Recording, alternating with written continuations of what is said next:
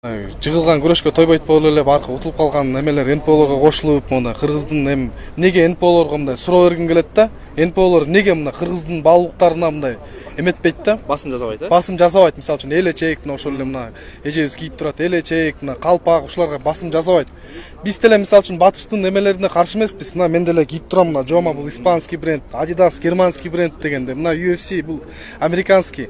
Просто батыштын Европанын жакшы жагын алса болот. Бирок алар бизге эң жаман нерсесин түртүп атат да. Бул ЛГБТ, муну феминизм ушуга окшогон нерселерди бизге эметип атат да. Биз Европаны мисалы үчүн бизди оюбузду туура жеткиргиле, мындай айтканда, не искажайте наши мысли да. Мындай айтканда биз Европага каршы эмеспиз. Анткени баарыбыздын эле айдаганыбыз иномарка, мына жүргөнүбүз, турганыбыз, мына кафелердин аттарын англисче, латынча болуп атпайбы? Просто батыштын бизге мондай жана голубойлорду эркек үйлөнгөн, кызга эметкен ошо туура эмес да.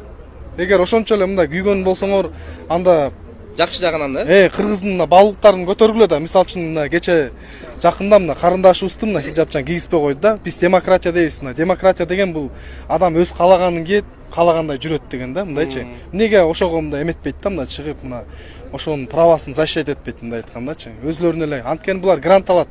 Грант алып ошо менен пайдаланып, ошо менен жашашат. Мындай айтканда, могу жерде карапайым эл кимден грант алабыз, кимден эметебиз. Биз просто мына Кыргызстан келет. Ассалайкум, кыргыз эл менен могу азыр МПО деп атпайбы, ошого каршы келдик биз жанагы. Эме гейлерге каршычы. Ошо бирден бир жанагы мындай селый ошо да. Туура эмес да мунун көз карашы, кантип эркек менен эркек болчу эле бул Кыргыздачы. Мунун эмеси болбойт да кыскасы.